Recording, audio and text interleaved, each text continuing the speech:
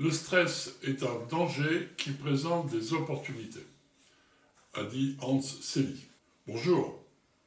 Aujourd'hui, je vous propose cette masterclass pour répondre à la question comment produire le bon stress, bien sûr, à la place du mauvais stress. Notre plan de travail sera le suivant: la situation, le problème, la solution, les ingrédients, la méthode, les étapes, points clés, conclusions, approfondir, développer, et ce sera à vous. La situation est la suivante. Il faut savoir ne plus produire le mauvais stress. Bien sûr, à la place, savoir produire le bon stress. Le problème qui se pose à vous est lié à vos compétences. Aujourd'hui, vous êtes recruté, vous travaillez, vous produisez grâce à vos compétences techniques. Mais vous êtes en difficulté par vos incompétences comportementales. C'est-à-dire que vous risquez d'avoir des problèmes relationnels importants, d'être bloqué dans votre évolution de carrière, ne pas être disponible au quotidien pour mettre en œuvre l'ensemble de vos compétences à cause de vos incompétences comportementales. Le stress en fait partie. D'ailleurs, le stress, on le rencontre au moment du recrutement. Et finalement, on n'est pas recruté pour ses incompétences comportementales à cause de ça. Et puis, à la fin du contrat, quand on a des difficultés professionnelles, c'est souvent dû aux problèmes liés au stress.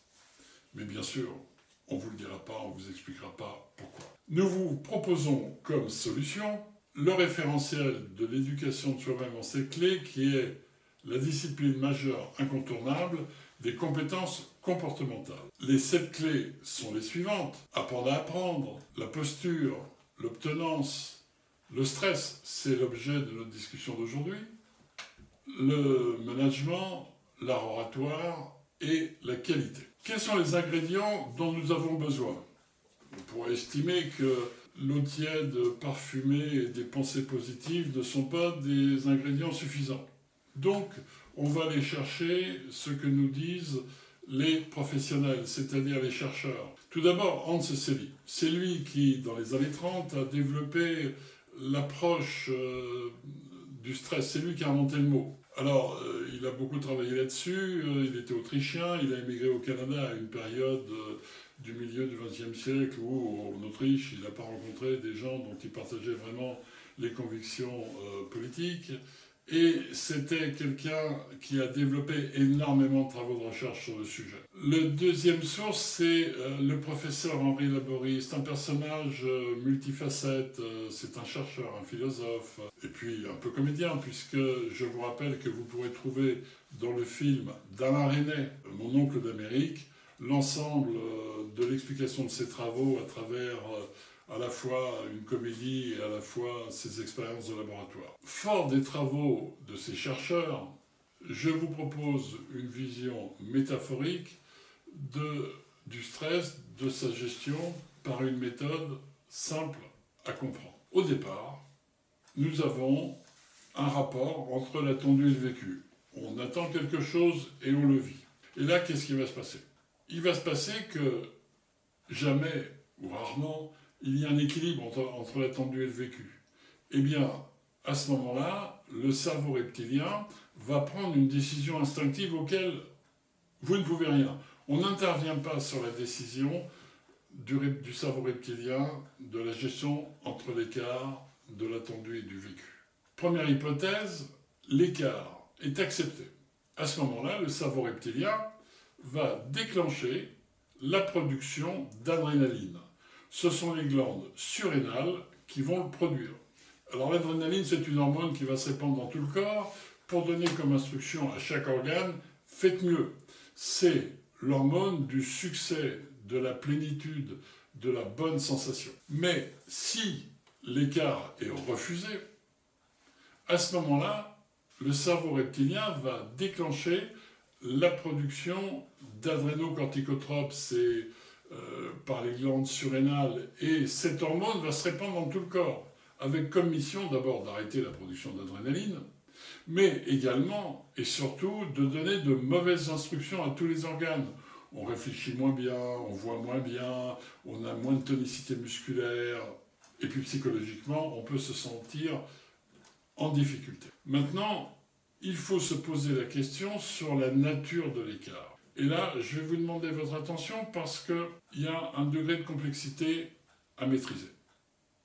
Tout d'abord, l'écart peut être déclenché parce que l'on vit quelque chose que l'on n'attend pas ou parce qu'on ne vit pas quelque chose que l'on attend. Dans le premier cas, vivre quelque chose que l'on n'attend pas, c'est par exemple un deuil, une contrainte professionnelle,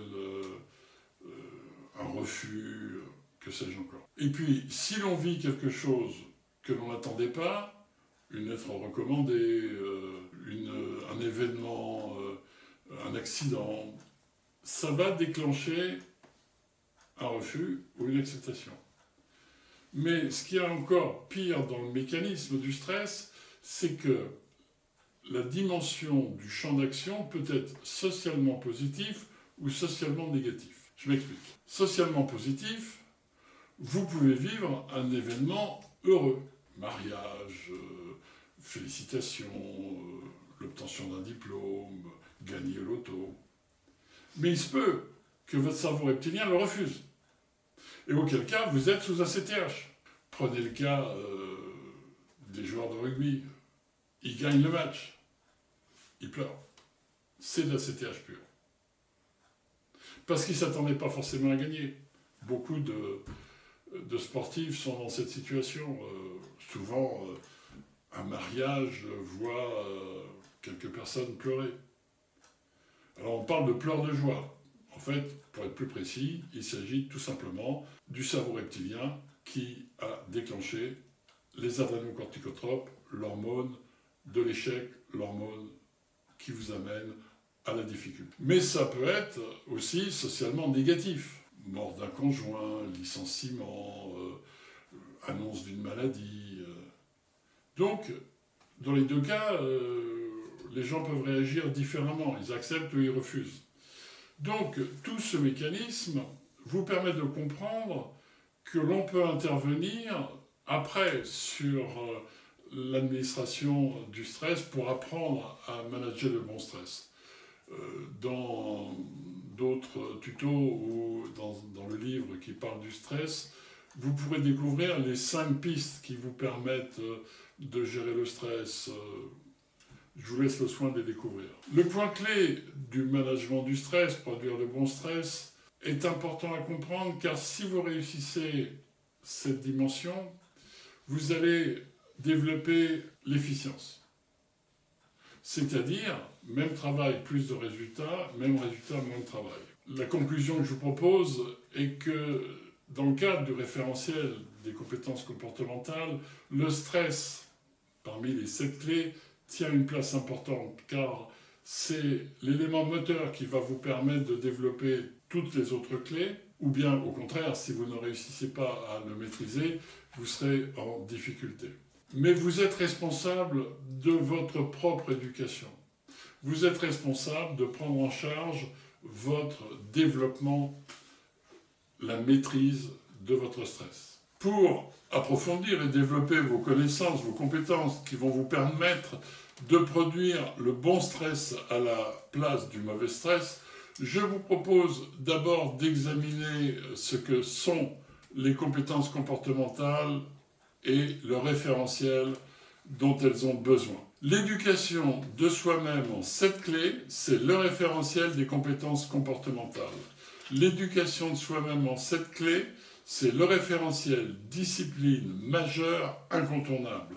L'éducation de soi-même en 7 clés, c'est le référentiel à l'usage de l'enseignement supérieur et de la formation professionnelle.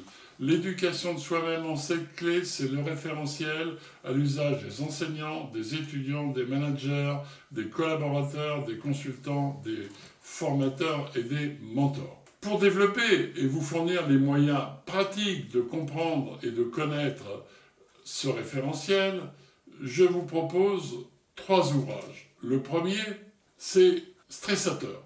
Quitte à produire le bon stress à la place du mauvais stress, eh bien, il n'y a qu'à utiliser les moyens et les techniques que nous vous proposons. C'est-à-dire que cet ouvrage, à l'aide d'éléments théoriques et d'exemples pratiques, vous permettra de développer votre bon stress. Deuxième ouvrage, les 7 clés pour réussir. Excellez en toutes circonstances par vos soft skills, c'est-à-dire vos compétences comportementales.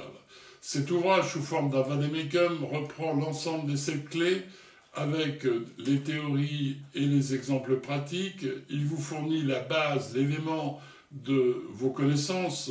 Un vade-mecum est un ouvrage qui va vous accompagner au quotidien et pour très longtemps.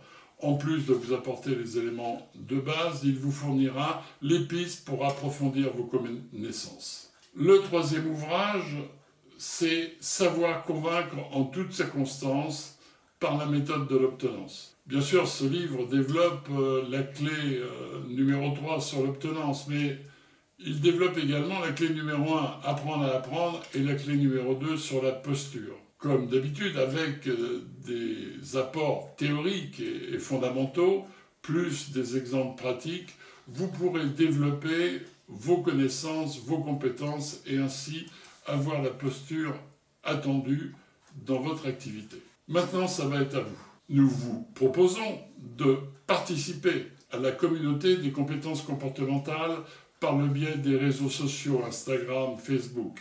Vous pourrez ainsi avoir les éléments d'actualité et échanger vos expériences. Vous pouvez également découvrir l'éducation de soi-même en 7 clés par la chaîne de télévision auquel vous êtes actuellement, c'est-à-dire edsm7c.tv sur YouTube. Et vous pouvez bien sûr vous abonner.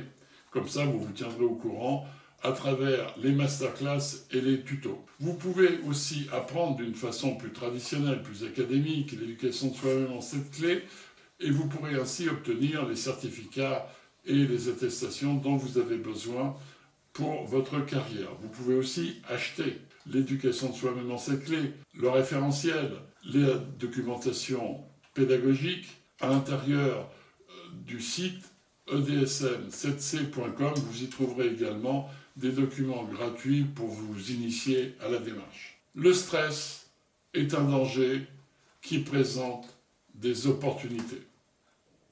Pour le danger, c'est fait. Maintenant, à vous de développer les opportunités. Ainsi, vous allez pouvoir évoluer en raison de vos compétences comportementales. L'éducation de soi-même en 7 clés est votre instrument pour y parvenir. Vous seul êtes responsable de votre propre éducation. Alors, profitez de ce référentiel.